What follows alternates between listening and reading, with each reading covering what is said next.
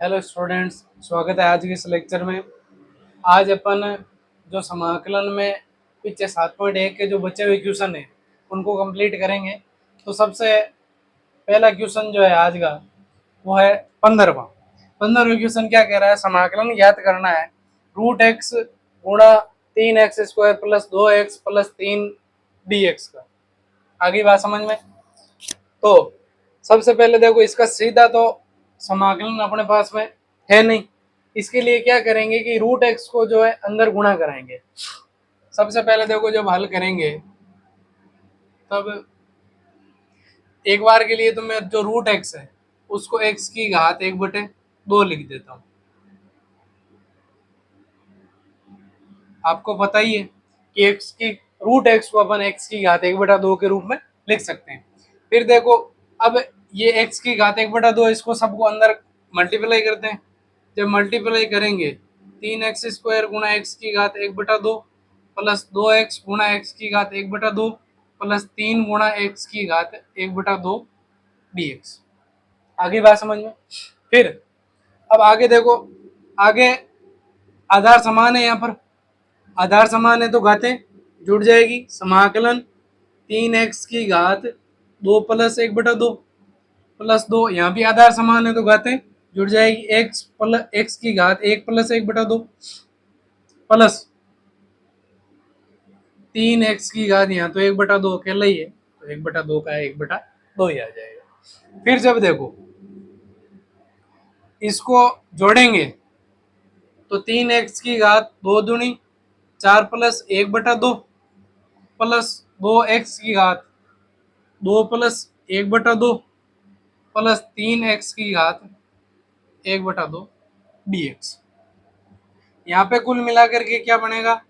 3x⁻5/2 plus 2x⁻3/2 plus 3x⁻1/2 dx। आगे बात समझ में? फिर आगे देखो, अब यहाँ पे जो बना हुआ है इसका अपने पास में x⁻n बन रहा है, यहाँ भी x⁻n, यहाँ भी x⁻n बन रहा है। तो इसका अब अपन समाकलन कर सकते हैं। इसका जब समाकलन करेंगे तो यहाँ पे क्या बनेगा? देखो, x⁻n प्लस 1/n+1 बनता है तो 3x⁻5/2 plus 1, 5/2 plus 1 plus 2x⁻, plus 2x⁻3/2 plus 1/3/2 plus 1 plus 3x⁻1/2 plus 1 बटा में 1/2 प्लस 1 प्लस में c आ गया। प्लस में क्या आ गया बेटा? अपने c आ गया। आई बात समझ में? फिर देखो, अपना समाकलन तो हो गया। अब इसको थोड़ा सा व्यवस्थित करो। व्यवस्थित जब करेंगे तो क्या आएगा?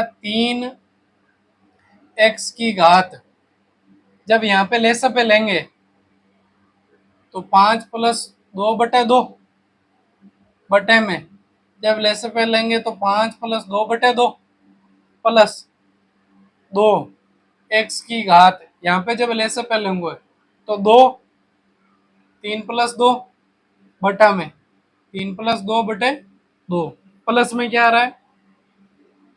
3x⁻, यहाँ पे जब एलसीएम लोगे तो एलसीएम आ गया 2, 1 प्लस 2 बटा 1 प्लस 2/2 प्लस में c आ रहा है। प्लस में क्या आ रहा है? c। फिर देखो, अब इसको आगे और सिंप्लीफाई करोगे तो 3x⁻, 5 प्लस 2 कितने हो गए? 7/2। यहाँ पे भी 5 plus 2 7/2 plus 2x⁻, 3 plus 2 5/2, 3 plus 2 5/2 plus 3x⁻1 plus 2 3/2 बटे में 3/2 प्लस के c। अब ये जो बटे में 2 है ये ऊपर गुणा में चला जाएगा। तो देखो यहाँ पे 3x⁻, 3/2 आएगा ना। तो क्या बना अपने? 2 गुणा 3x⁻, 7/2 बटा 7 प्लस 2 गुणा 2x⁻, 5/2 बटा 5 प्लस 2 × 3 x की घात 3/2 बटा 3 प्लस सी। यहाँ 3 से 3 कट रहा है। अब इनको आपस में गुणा करेंगे जब 3 दूनी 6x की घात 7/2 बटा 7 प्लस 2 दूनी 4x की घात 5/2 बटा 5 प्लस 2x की घात 3/2 बटा 3/3। तो 3 से 3 कट गया तो बटे में रह गया 1 प्लस के सी। ये आ गया आपका आंसर। आई बात समझ में? इसमें ज्यादा कोई समस्या है ही नहीं, केवल जो रूट एक्स है उसको 1/2 लिख के अंदर गुणा कराया, फिर जो ये समाकलन रूप में बन गया तो x की घात n का फॉर्मूला लगा करके अपन ने समाकलन कर दिया। आगे देखो, आगे क्या है 16वां क्वेश्चन। 16वां क्वेश्चन क्या कह रहा है, समाकलन करना है 2x - 3 cos x plus e की घात x का। तो जब इसका अपन समाकलन करेंगे, इसमें ज्यादा व्यवस्थित करने की बिल्कुल ही आवश्यकता नहीं है, ये पूरा पहले से व्यवस्थित दिया हुआ है और इन सब का अवकलन अपने को पता है, सॉरी समाकलन अपने को पता है। तो समाकलन करेंगे 2x का, इसके इसमें x की घात n होगा, 2x की घात 1 + 1 बटा 1 + 1 माइनस cos x का, जब 3 तो कांस्टेंट है ही, cos x का जब समाकलन करेंगे तो अपने को क्या आएगा sin x प्लस e की घात x का समाकलन करेंगे वो भी e की घात x से आएगा प्लस के c आ गया। ठीक है, तो 2x की घात 2/2 minus 3 sin x plus e की घात x प्लस c। 2 से 2 कट गया तो क्या बचा x² - 3 sin x plus e की घात x प्लस में c। ये आ गया इसका आंसर। फिर अगला क्वेश्चन है अपने 17वां क्वेश्चन क्या कह रहा है, 2x² समाकलन करना है 2x² - 3 sin x plus 5 root x। ये इसमें भी सबका समाकलन अपने को पता है, केवल रूट x को छोड़ के। तो इसको समाकलन के रूप में लिखने के लिए क्या करेंगे, जब हल करेंगे तो 2x² माइनस में 3 sin x प्लस 5x की घात 1/2 dx। आपको पता है कि रूट x को अपन एक x की घात 1/2 के रूप में लिख सकते हैं। तो क्या बनेगा, अब इनका समाकलन करते हैं तो 2 तो कांस्टेंट बाहर आ गया, x² का x की घात n+1 माइनस में 3 कांस्टेंट था, और जब sin x का समाकलन करेंगे तो माइनस के cos x बनेगा प्लस 5 x की घात n+1 अपॉन n+1 प्लस के c आ गया। फिर देखो जब इसको आगे हल करोगे तो 2x की घात 3/3 माइनस, ये देखो यहाँ पे माइनस माइनस गुणा होके बन गया प्लस 3 cos x प्लस 5, यहाँ पे ले से पाया x की घात, ये क्या आएगा 3/2 बनेगा और अपॉन में भी 3/2 प्लस c। जब इसको व्यवस्थित लिखेंगे 2x की घात 3/3 प्लस 3 cos x प्लस, ये 2 ऊपर जाएगा तो 5 दूनी 10 x की घात 3/2 बटा 3 प्लस के c। ये आ गया आपका 17वें का आंसर। इन दोनों में ज्यादा दिमाग नहीं लगाना, सीधा इसको समाकलन करना है और इसमें भी केवल रूट x की जगह x की घात 1/2 लिख करके सीधा समाकलन करना है। आगे बात समझ में? आगे देखो, आगे क्या है क्वेश्चन नंबर 18। क्वेश्चन नंबर 18 क्या कह रहा है कि sec x गुणा sec x plus tan x का क्या करना है, समाकलन करना है। जब समाकलन करना है तो इसमें सीधा तो मेरे को किसी का ही समाकलन नहीं दिख रहा है, इसके लिए क्या करेंगे sec x को अंदर मल्टीप्लाई करेंगे। तो जब sec x को मल्टीप्लाई करेंगे sec x गुणा sec x sec² x plus ये क्या बन जाएगा sec x गुणा tan x dx। अब देखो इन दोनों का ही अपने पास में समाकलन है, sec² x का भी समाकलन है और sec x गुणा tan x का भी है। क्या बनेगा, sec² x का तो बन गया tan x प्लस इसका बन जाएगा sec x प्लस में c। sec² x का समाकलन सीधा सूत्र है tan x और sec x गुणा tan x का समाकलन है sec x। फिर आगे देखो 19वां क्वेश्चन जो है वो कह रहा है समाकलन करना है sec square x upon cosec square x का। ठीक है, तो इसमें आप पहले क्या करो, इसको पहले साइन कोस में बदल दो। ठीक है, जब इसको साइन कोस में बदलेंगे तो 1 अपॉन कोस स्क्वायर एक्स किसके बराबर होता है, किसके बराबर होता है भाई, सेक स्क्वायर एक्स का। और 1 अपॉन साइन स्क्वायर एक्स है वो किसके बराबर हो जाएगा, कोसेक स्क्वायर एक्स के। ऐसा ही तो पड़ा है। फिर अब क्या करो,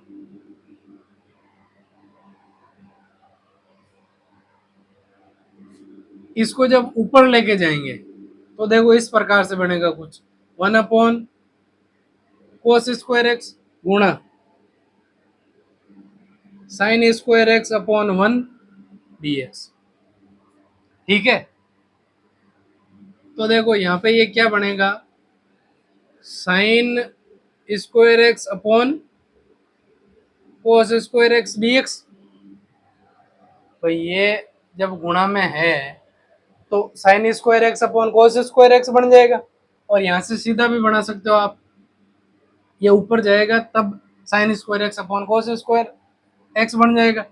फिर देखो अपने पास में sine square x upon cos square x क्या बन जाएगा, ten square x d x बन जाएगा।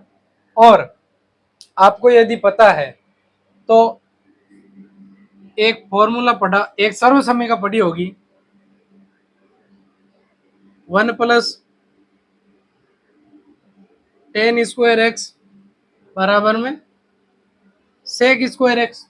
और जब tan² एक्स का मान, देखो tan² एक्स का समाकलन अपने पास में नहीं है, इसलिए अपन इसको कन्वर्ट किस में कर देंगे, सेक स्क्वायर एक्स में। तो सेक स्क्वायर एक्स में कन्वर्ट करने के लिए tan² एक्स बराबर सेक स्क्वायर एक्स माइनस 1। आगे बात समझ में, ये अपने पास में सर्वसमीका है 1 + tan² एक्स बराबर सेक स्क्वायर एक्स। तो जब एक को उधर लेके जाएंगे तो क्या बन जाएगा, tan² एक्स बराबर सेक स्क्वायर एक्स। तो जहाँ tan² एक्स है वहां अपन क्या रख देंगे, sec square x minus x d x, sec square x minus 1। अब इसका जब समाकलन करेंगे तो आपको पता है सेक स्क्वायर एक्स का समाकलन पहले ही किया हुआ है, क्या होता है टेन एक्स, और 1 का समाकलन x प्लस के c। ये क्या आ गया अपना आंसर, क्या आ गया आंसर। आई बात समझ में, ये दोनों भी बहुत सिंपल थे, केवल जो सेक और कोसेक है इसको साइन कोस में बदल के फिर हल किया है। ठीक है, हाँ बच्चों आगे देखो क्वेश्चन नंबर 21। क्वेश्चन नंबर 21 क्या कह रहा है, √x + 1/√x का प्रति अवकलज बताना है। 4 ऑप्शन दिए, उनमें से कोई ना कोई एक ऑप्शन का सही होगा। ठीक है, तो अपन सबसे पहले इसका समाकलन निकालते हैं। समाकलन निकालने के बाद में उत्तर जो आएगा वो उन एबीसीडी से मिलान कर लेंगे कि कौन सा सही है, ए सही है, बी सही है या सी सही है। ठीक है, तो सबसे पहले समाकलन करना है। प्रति अवकलज का मतलब क्या होता है बेटा, समाकलन। तो समाकलन करने के लिए क्या है, √x + 1/√x dx। अब देखो आपको पता है √x का सीधा अपने पास में समाकलन नहीं है, इसके लिए क्या करना पड़ेगा अपने को, जो √x है उसको x की घात 1/2 में कन्वर्ट करना पड़ेगा। तो करेंगे x की घात, ये तो हो गया 1/2 प्लस 1/x की घात 1/2 dx। फिर देखो यहाँ भी 1/x की घात 1/2 का समाकलन नहीं है, तो इसको भी ऐसे लिख सकते हैं अपन, x की घात 1/2 प्लस x की घात माइनस के 1/2 dx लिख दिया। फिर अब इसका समाकलन इन दोनों में x की घात n लगा करके अपन कर सकते हैं। जब इसमें x की घात n लगाएंगे तो x की घात n+1 अपॉन में n+1 प्लस x की घात n+1 बटा n+1 प्लस में c आ गया। आई बात समझ में। फिर देखो जब इसमें एलसीएम लेंगे तो क्या बनेगा, x की घात 2 + 1/2 बटे में 2 + 1/2 प्लस x की घात -1 प्लस के 2/2 बटा -1 प्लस के 2/2 प्लस में c। इसको जब सिंप्लीफाई करेंगे क्या बनेगा, x की घात 3/2/3/2 प्लस x की घात 1/1/2 प्लस c माइनस 1 प्लस 2 1 बच जाएगा। यहाँ पे क्या बनेगा, 2x की घात 3/2/3 प्लस 2x प्लस के c। ये आ गया आपके 21वें का आंसर। ये जो ऑप्शन है ये विकल्प